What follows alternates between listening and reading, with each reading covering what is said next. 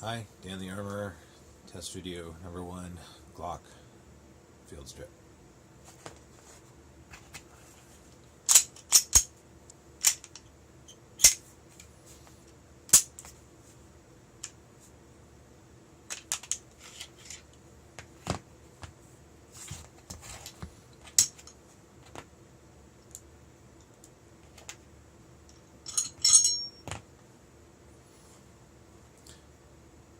That's the basic Glock field strip.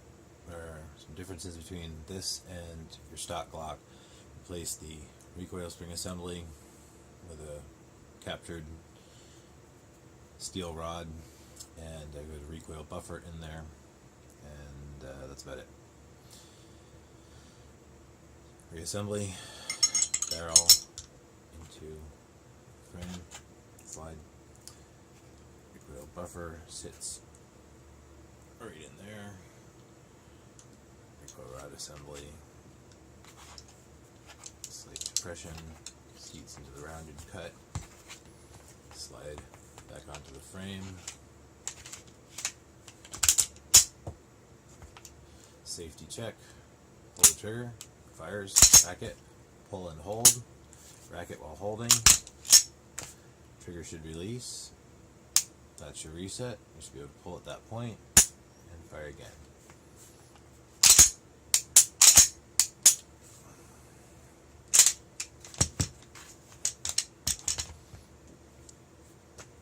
So, full disassembly procedure. As always, gun is clear and empty. You have to do this with the Glock because the first step in disassembly, after you've cleared it, is pulling the trigger to disengage the striker. Now, there's a groove in this frame on both sides with a little piece of metal running through it. That metal has to be pulled down. It has to be pulled down evenly from both sides. Those grooves are there so you can get a thumb and forefinger around them. If you just try and pull down with a slide forward, it shouldn't move at all because that's what's actually holding the entire gun together. What you have to do is bring the slide back roughly 1/8 of an inch, not half an inch, just 1/8 of an inch. So one of the easiest ways to control how far you bring a slide back is what they call the gunsmith's grip. That's literally this. You take the webbing between your thumb and forefingers and you put the tail of the firearm there and you wrap your fingers around the slide. So your whole thing is coming up at an angle. And then when you make a small fist, you bring your fingers together, you're slowly drawing back the slide. So if you look how far the slide moves, I have a lot of control and can bring it back as far or as little as I want to. So I'm going to bring it back the 1/8 of an inch that I talked about.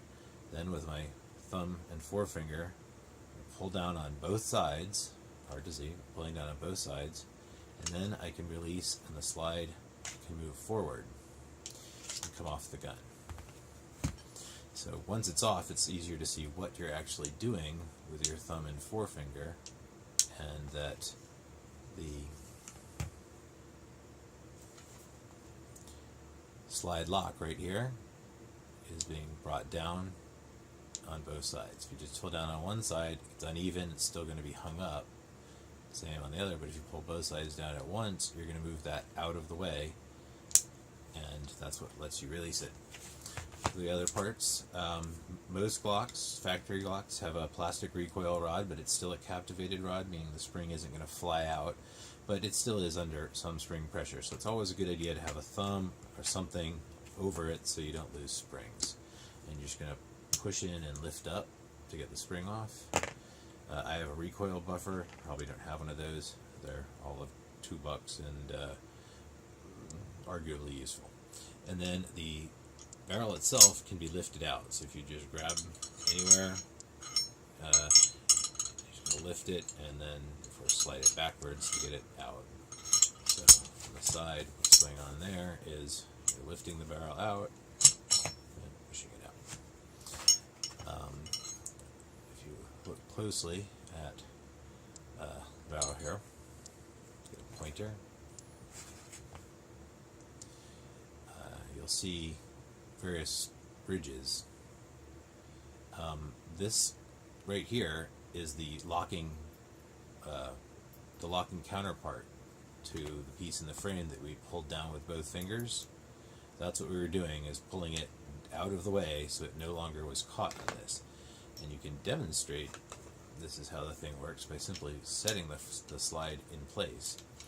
And if you do it right, put it in the right part of the gun anyway, if you try and just bring the barrel forward, it can't. It locks there.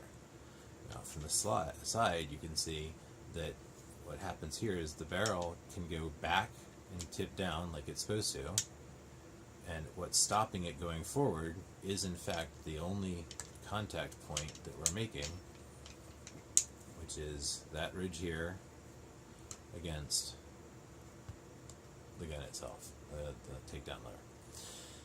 So first we'll disassemble the slide completely. So you'll need some sort of punch for this. Glock sells a tool that's a 3/8 inch punch. That's one of the only tools you need for disassembly.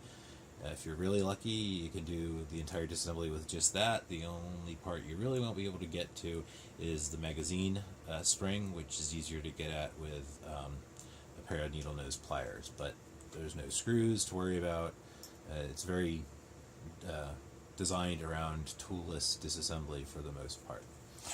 The first thing that you have to do is remove the back plate, and if you just try and push it off with your thumb, you shouldn't really be able to. Don't force it or you'll damage the plastic. What's holding it in is a piece that you can't really see right now, but you can get close enough to it to manipulate it. Right here is the striker, the tail of the striker. It doesn't have a whole lot of motion. If you depress the firing pin safety, it gets a little more motion, and get into that in safety checks. But the idea is we want to get it out of the way, so as far back as we can. And then, as the metal ends, in this first cut is a little piece of plastic that you can see, black plastic. You want to get a tool above that black plastic so that you can push it back, or excuse me, front, towards the business end of the gun. So if you put a tool in there, push it towards the front of the gun, now the back plate should come off relatively easily. And again, this is easier to do with your thumb, so pushing this down, pop that off. So this little decorative ring in the back is not actually decorative. The back of the striker assembly does rest in here and locks that in place, which is why it's critical that you don't just force this off with your thumb, or you'll strip out that very small plastic groove and end up with a back plate that falls out on you. Now that that's out, the striker can just be pulled backwards and you remove the entire striker assembly. The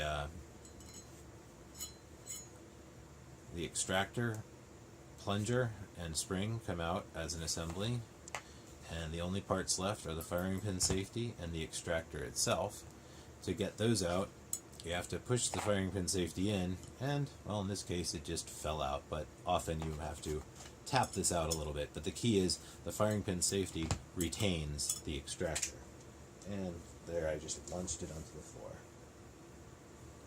Outstanding.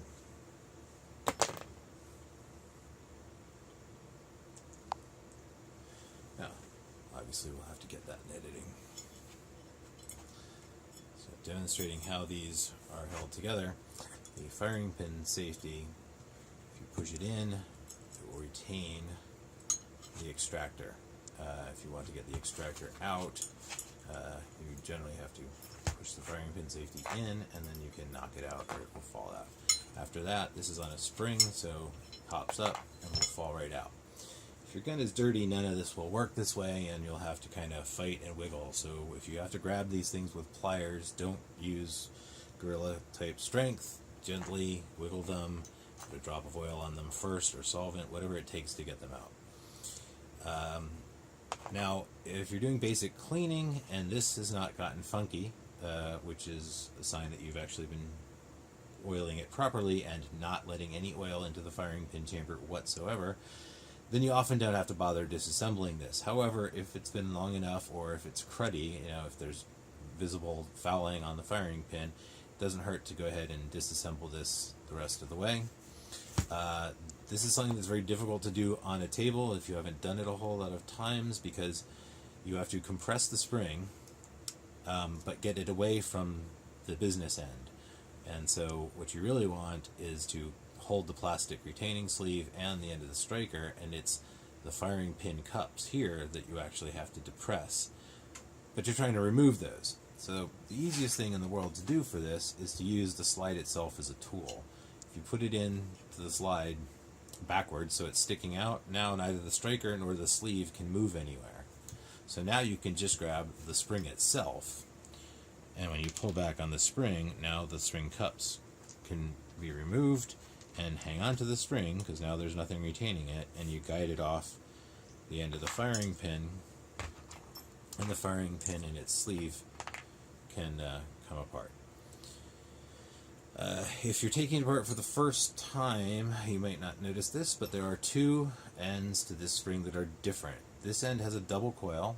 Whoops, gotta be in the light. This end has a double coil, this end has a single coil. So the single coil end is actually the end that goes towards the back of the striker, or it will be the one touching the sleeve. The double coil end is the one that's going to be around the business end of the firing pin, and that's to support the spring cups a little better. The extractor plunger has technically three parts. There's the actual plunger itself, there's the plunger spring, and then this little part at the end is so this is the extractor rod spring, and extractor plunger. So this goes on one end and this goes on the other for the purposes of wear. Plastic is going to go against plastic. This actually sits against the only other visible surface on the back plate, which is this little round circle right here. That is going to have plastic resting against it. So plastic against plastic, it's not going to dig itself in there. If the spring were just resting there, the spring would wear through the back plate eventually and do some damage. Even though it is a flattened spring, it's still, the plunger is a little bit harder, and then that gives you a good rest on the plastic. Likewise, on this end, you want the metal there because it's going to be pushing on the extractor itself right here. And so metal to metal and plastic to plastic, and that reduces your wear. The firing pin safety has a firing pin safety spring in it. You can get these apart.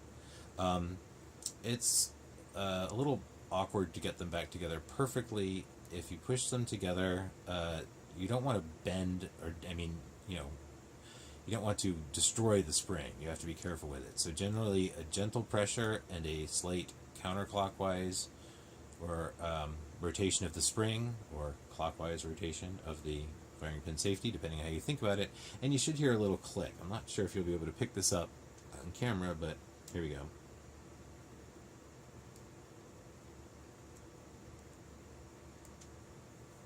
Hopefully that click's audible. So for reassembly, the firing pin safety and its spring go in, you depress them, you put in the extractor, and then as you let up on it, they'll hold each other in.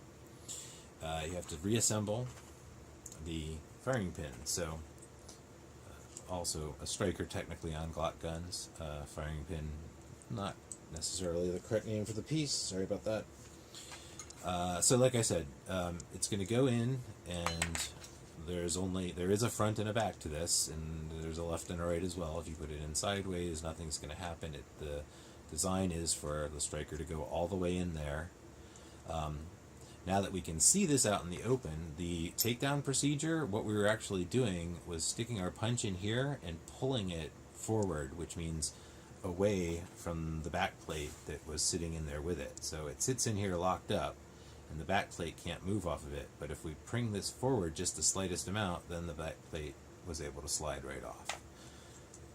So the spring, again, the single coil end of the spring goes towards the back, and again, using the slide as a handy-dandy tool to help in reassembly, you're going to compress the spring down, let's see if I can get enough so it's still visible, and then spring cups. In a perfect world, you'll get one spring cup to meet the end of the spring right in the middle, so that it basically is trying to create a bit of a gas seal. If the spring cup is lined up right there, what happens is that the metal will tend to get in between the spring cups and damage them, and you're trying to avoid that. So if you want your little spring cups to last forever, because they're like $2 each, which is obnoxiously expensive for a little plastic cup. Now, when I went to put the other one on, you'll notice that I did exactly what I didn't want to do, which is put them right next to the metal end of the spring. So now they're rotated, which puts the gap between them here, which is off center from this, so that they're not going to dig each other apart. The extractor plunger goes into its little hole. Again, remember, metal to metal, plastic to plastic, don't put it in backwards. And then the firing pin, the striker assembly goes in. Now we just got to get the back plate on. If you have really small and really strong fingers, you can probably just push this in the rest of the way, because you have to get it out of the way for the back plate to slide in, and it's under a significant amount of tension. If you can't, grab a big punch or the end of a punch, anything to just push down on that to get it started. And what you'll be able to do is we start this just a little bit and then get it going and push it halfway on. So now it's holding the striker assembly in, and the only thing that's in our way is the extractor plunger system itself. So we're going to use a punch to push that the rest of the way in and push past. Once we click it in there, that spring tension and the plastic of the sleeve going into the receiving side of the back plate, and that holds it all together. So that's slide, complete assembly, and disassembly. Some notes about the slide. Oil is something people always put too much of on. You need the slightest bit of oil in the rails. Sometimes it's even easier to put a drop of oil on the frame rather than fill the rail. You don't want to take your oil bottle and put an entire line of oil in there. It's just going to make a mess. So sparingly, you only need a half a drop in there, and the movement of the slide will spread it where it needs to go. There's also a area where the top of the barrel can rub in here against the top of the slide, or the underside of the slide, I should say. Glock does like you to have this area have a little oil on it. That's not for lubrication purposes, it's for protection. This is an area that shows wear, as you can see in here. There's a distinct line of where it ends, where that wear stops. So that means that this area, should it get damp, is more prone to rust than the better finished areas of the gun. So again, a little bit of oil, like half a drop on your finger, spread around throughout that area. And that's the only parts of the slide that require oil. People mistake this vent for an oil hole all the time, and it is a tragedy. If you put oil in here, it's a hole straight to the firing pin chamber, and it's just going to make a mess, because this is a vent. Its purpose is that every time this the striker moves back and forth, it puffs a little bit of air out of there as it comes forward. And that is getting rid of any little tiny chips of brass that the extractor may have peeled off of rounds, because extractors do make brass chips, and over time they make a lot of them, and they're very small, and there's a lot of chance that it will go right into the firing pin hole over time. They will accumulate, and they will cause you problems. Any fouling that's dry powder fouling will also just get puffed right out. If you get any lubrication in there, there's no parts that require lubrication, so all you're doing is making a sticky area where the brass can accumulate and fouling can accumulate, and it really turns into pea soup and can cause some pretty serious performance issues. Mainly, it's going to build up and prevent the striker from coming far enough forward. One of the things that is part of your safety check here is that when you do push the firing pin safety down and you bring the striker forward, you should see it protrude. The entire tip is a triangular tip, and it should be completely exposed out of the hole. And if it doesn't come out at all, it means somebody broke it off. So need a new striker if that's the case. Again, pop that back for reassembly. You don't ever want the firing pin sticking out and the firing pin safety disabled when you put it together, because you never know when someone's going to drop around in that chamber on you unexpectedly. So the gun needs to always have its safety mechanisms active. The frame. Part 2. Undo the rest of our field strip real quick.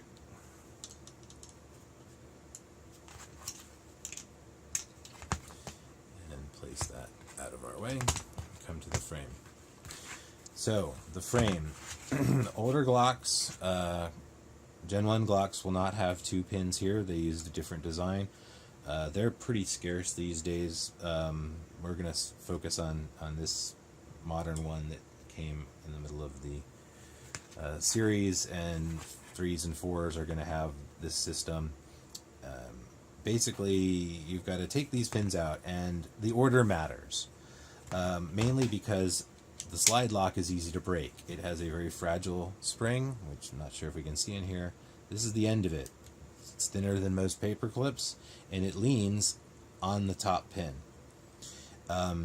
When you put that top pin in, if that piece is already in place, you're going to damage it. So you got to be careful with it. So the way you're supposed to do this is referred to often as simply the first pin, meaning it's the first pin you take out, and it's the first pin you put back in.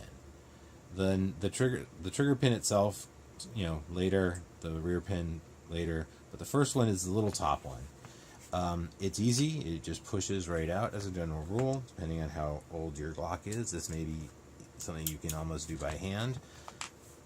And if you look carefully at it, you'll see that it has little barbell ends. That's so that it actually sticks in the plastic frame. Those are, got to push their way through. But nothing is rotating around this pin, so it doesn't need to be that thick all the way through. Now the next pin is harder because the slide lock itself has a hole that this pin is going through. So inside, when you look at this piece, it's got a hole and that pin goes through it, and well, you'll see when I take the pin out that it has a way to lock itself into a groove on the pin. So if you just try and push this trigger pin out, chances are it's going to get stuck on that. So what you have to do is hold on to the slide lock, and you want to grab it so that you can move it backwards and forwards and up and down as you gently push on that pin. So backwards, forwards, up and down, pushing on that pin, and that'll clear it. Show you the details of that. Now the slide lock can lift right out. And as you can see, it has these grooves on either side to make it so it doesn't matter what direction you put it in. There's no left or right. These pins are ambidextrous, essentially.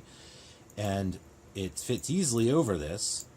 But if you get it to the point where the groove is, it'll actually slide in. And if you can catch it on the camera, once it's engaged in the groove, there's some white space around it that it can move around in. But as long as that pin isn't perfectly centered, it can't move left or right. So during disassembly, that's what we're trying to do, is grab the grab the slide lock and move it around just enough to get it back into the center, at which point we can pull the pin out from under it. The last pin is a plastic pin. These are both metal. This one's plastic because it's going only through plastic parts. It goes through the frame, and it goes through the trigger assembly, trigger housing assembly. It's also the smallest of the 3. So the only thing holding stuff in here now is the locking block itself. Glock recommends that in order to do the least amount of damage to your gun during this procedure, you use this little shelf that is for the firing. Wow. This shelf, which the slide lock sits in, is also a part that's not particularly visible when the gun is normally in use, because, well, the slide lock covers it. So if you get a ding or two right in here, nobody's going to really be able to see it. This shouldn't be particularly hard to lift out, but you do have to lever it out a little bit. And so what they say is take your punch and lean it across that area to use this as a pivot point, and then put it under the locking block and lift up. Now remember, the locking block does not come straight up, it actually goes forward. It comes in and goes out at an angle. So I'm going to do this so we can actually see it coming out at that angle as we bring it out. So again, as we push it in, it kind of slides down, and as we pull it out, it comes out at an angle. So the two holes there, obviously the trigger pin goes through the one, and the locking block pin sits through the other. So in the gun, they're sitting just like, ta-da, that.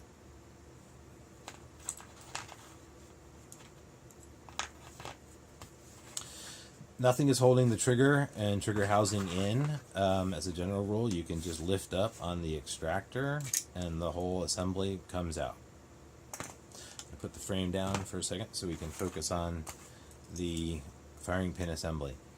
Getting the trigger and trigger bar apart from the trigger housing is difficult if you haven't done it once. Once you've done it once, it's trivial. What makes it hard is not really having a feel for what the trigger bar is shaped like. Especially the piece here that they call the cruciform. Basically, as the trigger bar comes back, it then wraps over on top, and you've got the actual sear engagement part, and then you've got the connection point to the trigger bar. Over here is part of the safety. This is part of the drop safety. And then down under there where you can't see anything is where a spring is attached. So that spring wants to pull the trigger bar back and up. And what we have to do is buy ourselves enough space to get the drop safety out of the way, which means we want to pull it forward and then rotate it so that the drop safety comes out of its little shelf on the side. So this is where we're trying to get the drop safety out of. So again, pull it forward, rotate it, and then you can lift up. And at that point, your spring is holding you together, but there's no more tension on it.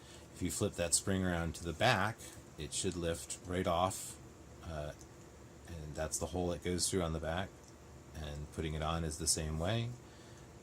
As long as your spring is in the backwards position, that gap should be enough clearance to get it on and off of the plastic and in through its hole. On the trigger bar side, same thing. Wherever the metal, wherever the hole in the spring is where you've got to get it off. So you just line it up with whatever the part of the trigger bar you can see that is smallest, and slide that off.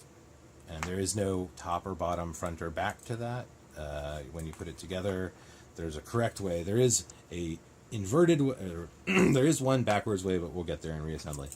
Don't take the trigger bar apart any further. If you look really carefully, you can see plastic pins in here. This one is the pin around which the trigger safety rotates, and then this is the one around which the actual trigger bar, metal trigger bar, rotates here. Unless you're trying to replace the trigger itself with a metal one that for whatever reason didn't come with its own trigger bar, these are almost universally sold as a unit, and the spring in there is really tiny that operates this, easy to lose, and no reason to generally take them apart.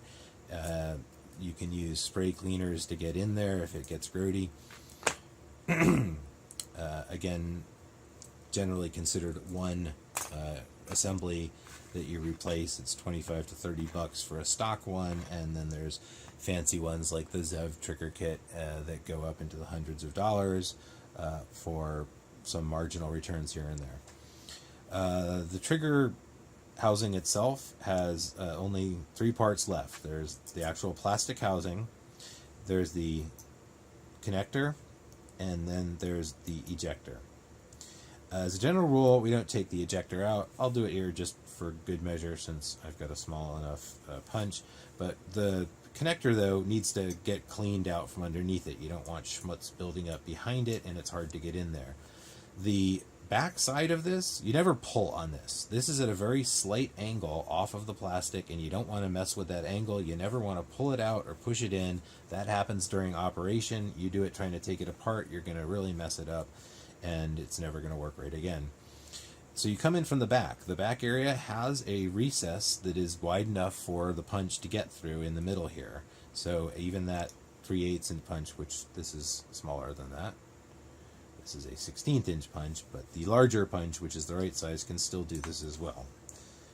You push that through and the connector comes out. So again,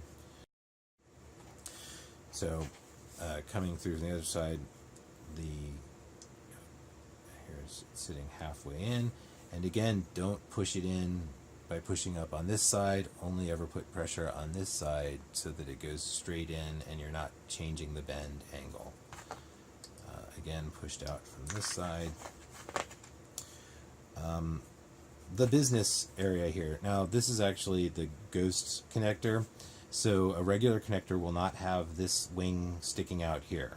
This is a poor man's trigger stop. So when you get them out of the box, they're too long, and when you pull the trigger, it won't even let the gun go off. It's going to stop as the trigger bar bounces into this. And so what you're doing is you trim off a little bit at a time until it finally does let the trigger go back far enough, and at that point you'll have enough room for the trigger to fire but no over travel, so the trigger doesn't go any further back. And in there it's really just bouncing into a part of the trigger bar that had no mechanical purpose before, right here, and the disconnector will just run into that. And that's as far back as you'll be able to pull the trigger, because the connector is a fixed item. So it's going to run into it there. Again, when you get them, they're too long, so it'll come back but not go bang. As soon as it's trimmed enough, that'll let it come back just far enough to fire. This part, this bent out part here, is how it actually does the disconnect stroke. The frame will actually bump into this in operation, push it towards the inside, and allow the reset to happen. And this surface here is the most one of the most important angled surfaces in the gun. People love to polish these and they get this face all shiny. That's really not the helpful part. It's the underside of this little tiny flat ridge here that makes all the difference. And what's happening is that the angle that this curved surface and this flat surface meet, that controls your brake. So as this runs into this, it has to ride down that little shelf. So it slides down, up and down that shelf. A connector that's got a steeper shelf will make it harder for this to slide down. It will require more force to push this down, and so that will give you a harder trigger pull. So you can add pounds to your trigger pull by making by getting a connector where this slope is steeper. And the other direction is true too. If you take this one and you get a connector where the slope is even more gradual, the trigger pull becomes more light. This is also a trade-off though, because the lighter the trigger pull is, you're making it spongy as well, because once it begins to slide down this, that has a certain feel on your finger. So the more it has to go across this, and it has to go across more if the slope is lower, the spongier it's going to feel. So light brake but a spongy feel, or a hard brake and a much crisper feel. It's a little bit of a trade-off. The ejector should never come out because it never needs to be clean. Nothing can get under this, so anything that you wipe off here is going to be fully adequate. But should for some reason you have taken a hammer to it or somehow managed to break this off and find someone willing to sell you just the metal piece of the extractor, again, it's pushed through from the back. You do need a thin punch or a small screwdriver to do this, but as you push this punch is even too big, so I'm not going to actually pull it out. If you get a thin enough punch or screwdriver and push down on the back of that metal, it will slide out. But again, no reason to. You don't need to take it out for cleaning. So reassembly is the opposite for the most part. We put our connector back in, and again, without pushing on the top part, push the bottom part all the way in. You can use a punch down here to make sure it's got adequate pressure. Pushing pressure on it here to make sure it's all the way down. Never push here. Put the spring back onto the hole. Actually, let's do this a little easier. Sometimes it's easier for people to keep track of this if we show it going on to the housing first. So the easiest way is to hold the spring so that you're going to bring it, it's going to be pointing out the back side of the housing. And you just really lower it straight down in the middle. And you can generally get it to stand up about halfway. And that lets you visualize what you have to do for the next part, because it's going to sit like this in the gun. And so you've got to get that spring onto this piece. So that's the end that it goes over.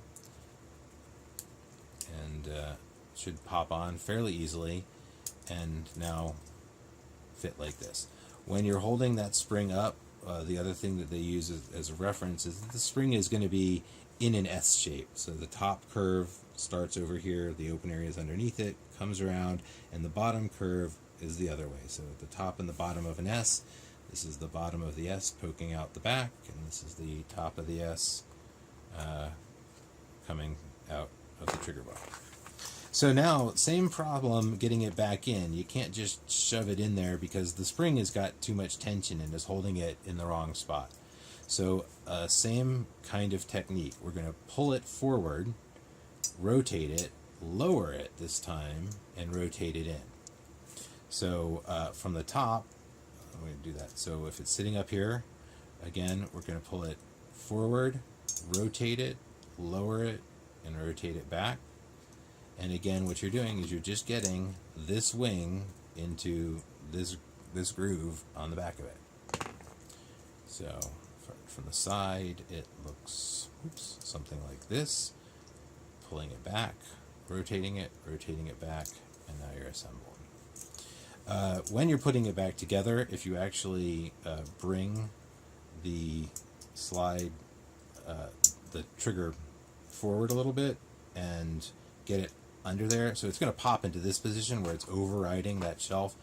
When you're putting it back together, sometimes it's easier to get it under its shelf and hold it that way. Don't squeeze these super hard. Again, you don't want to damage anything, but holding it like this will make it much easier to get it back in the gun.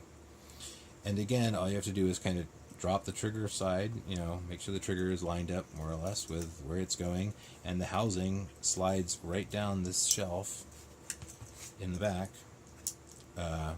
here. And so trigger in, housing in, all at the same time, and they just drop in. Now when it comes to the pins, we talked about the first pin we took out should be the first pin we put back. And that's important. Let's put the locking block in first, be real clever. Put the locking block in, and then this pin. This pin has got to be in first because of the slide lock. Slide lock spring, very fragile, and it must go under that pin. If the pin is put in, if you put this in first and tried to push it in, you would bend this right over and have to buy another $15 slide stop, which is just not worth it. So the pin goes in first, and if you can look down into the frame itself, you have the trigger bar and the trigger plastic, and you can see the various grooves in it, and where we're going is actually to the left of the trigger bar completely. That's where this slides in. It just slides into that groove, and you push it forward. It's going to spring back a little bit out of the way, and if you can get a perfect view down in that hole, you can actually see it kind of in the way a little bit, which is why, again, when we go to put the trigger pin back in, come in from the other side, and you're going to get about that far, and it's going to stop because it's bumping into the piece, the slide stop. Again, grab the slide stop and wiggle it around as you push the pin in from the other side.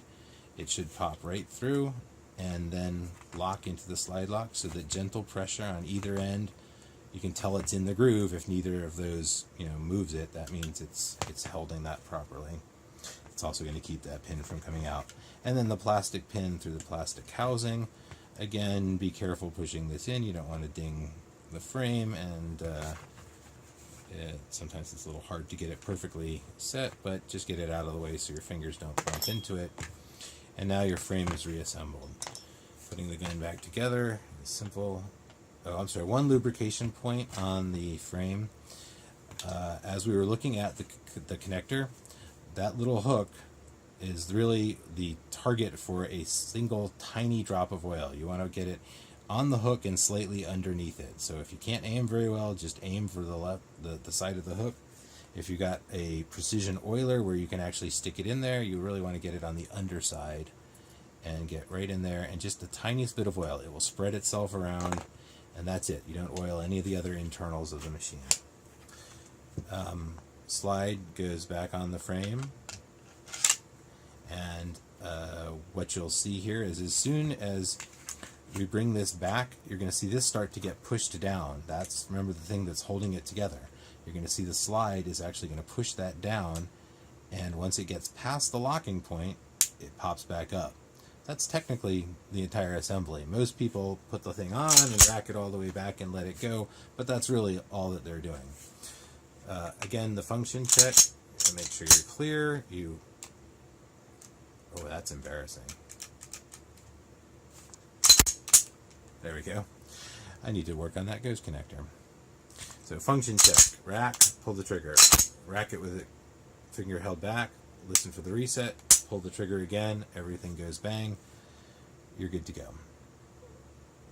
And so that's the Glock full disassembly and reassembly, and video test number 1, part 2 is over.